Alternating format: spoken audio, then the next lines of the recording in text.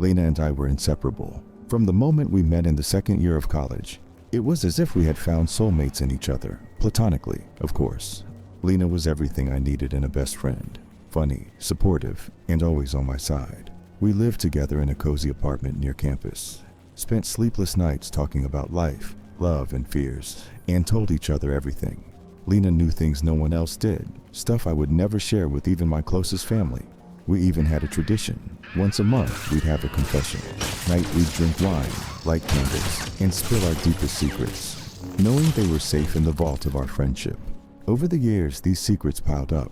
Stupid crushes, childhood embarrassments, insecurities, and regrets. It was a comforting thought, having someone who knew the ugliest parts of me and loved me anyway. But everything started to change during the summer before our final semester. It began with subtle shifts. Lena would cancel our plans without notice, or come home late without explanation. When I asked her if everything was okay, she'd brush it off, saying she was just busy. The closeness that had once defined our friendship began to feel forced, like wearing a sweater that no longer fit. The first red flag came when Lena started hanging out with Josh, a guy I had told her I once had a massive crush on. I had spent weeks confiding in her about him, explaining how I couldn't gather the courage to tell him how I felt. And now, suddenly, she was getting drinks with him, texting him late at night. I tried to convince myself that I was overreacting. After all, Lena was my best friend. She wouldn't betray me. She knew how much Josh meant to me, right? One night, I brought it up casually. "Hey, so what's going on with Josh?" I asked, pretending not to care too much. Lena smirked. "Oh, it's nothing serious. We just hang out sometimes." "Why? Are you jealous?" Her tone was playful, but it stung. I laughed it off, even though my heart sank. It felt like she was testing me, seeing how far she could push before I broke. But that was only the beginning. It all came crashing down 2 weeks later, at a party hosted by one of our mutual friends. I hadn't planned on going, but Lena begged me to come, saying it would cheer me up. I gave in, thinking it was her way of repairing the growing rift between us. At first, the night was uneventful. I floated through conversations, sipping cheap beer and pretending to enjoy myself. But as the night wore on, I noticed Lena and Josh standing close together in the corner of the room, laughing like they shared some private joke. My stomach churned. Then, Lena did something I'll never forget. In the middle of the crowded living room, she raised her voice just loud enough for everyone to hear. "Remember when you told me you cried in the bathroom at work because you thought your boss hated you?" she said, grinning. I froze. She was talking about me, one of my most vulnerable moments. And she didn't stop there. "And how you still sleep with that old teddy bear from middle school because you can't sleep without it," Lena continued, her voice dripping with mockery. "You said it makes you feel less lonely, right?" Laughter erupted from the group. My face burned with humiliation. I stared at Lena, stunned, as she smiled like she had just made the funniest joke in the world.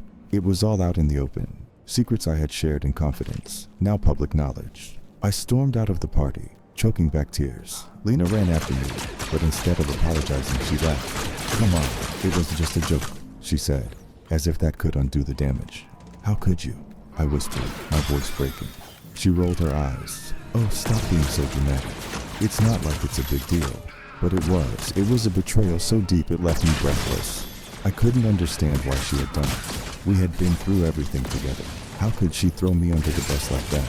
The next few days were a blur of anger and sadness. I avoided Lena, refusing to answer her texts or open the door when she came knocking. But what hurt the most was the realization that she wasn't sorry. She didn't think she had done anything wrong. Then, something even worse happened.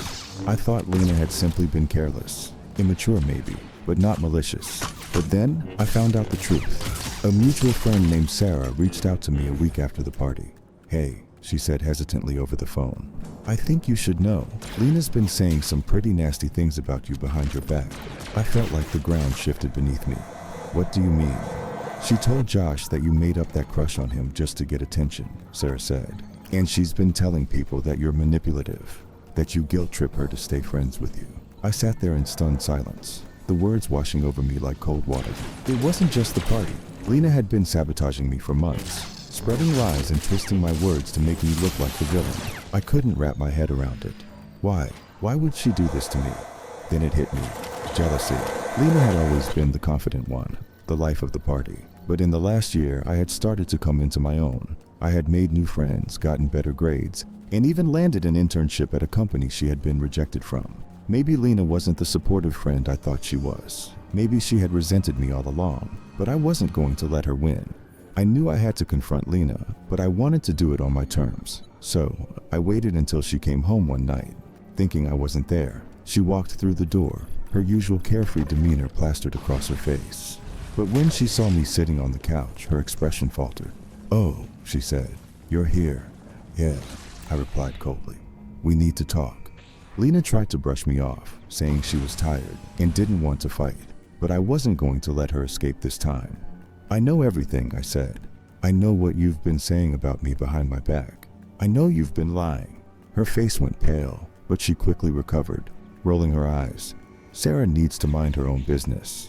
"No, you need to explain why you did this," I snapped, my voice trembling with anger. "What did I ever do to you, Lena? Why would you betray me like this?" For a moment, Lena looked like she might apologize. But then, something shifted in her expression, something cold and calculating. "You want to know the truth," she said, her voice sharp. "I got tired of playing second fiddle to you. You were always the victim, always the one with the sob story. I was sick of it." Her words hit me like a slap. This wasn't the Lena I thought I knew. This was someone I didn't recognize, someone who had harbored resentment for years. But I wasn't going to let her hurt me anymore. In that moment, I realized that holding on to our friendship was only going to hurt me. Lena wasn't the person I had believed in. She never had been. "I'm done," I said quietly, standing up. "We're done." Lena looked shocked for a second, as if she hadn't expected me to walk away. But then she smirked, as if she thought I'd come crawling back eventually. "Good luck finding someone who puts up with your crap," she sneered. But as I walked out of the apartment, I felt lighter than I had in months. For the first time in a long time, I was free from the toxic friendship that had been suffocating me. It wasn't easy to move on from Lena. Some nights I found myself missing the friendship we once had, wondering if things could have been different. But with time, I realized that losing her was a blessing in disguise. I learned to open up to people who truly cared about me, people who valued my trust and never used my vulnerabilities against me. And I learned the most important lesson of all. Sometimes the people closest to us can cause the deepest wounds, but healing is possible, and moving on is the best revenge. And as for Lena, she became just a memory, a cautionary tale about what happens when trust is given to the wrong person. Thanks so much for watching. I'd love to hear your thoughts about this story, and share your ideas for future videos. See you in the next video.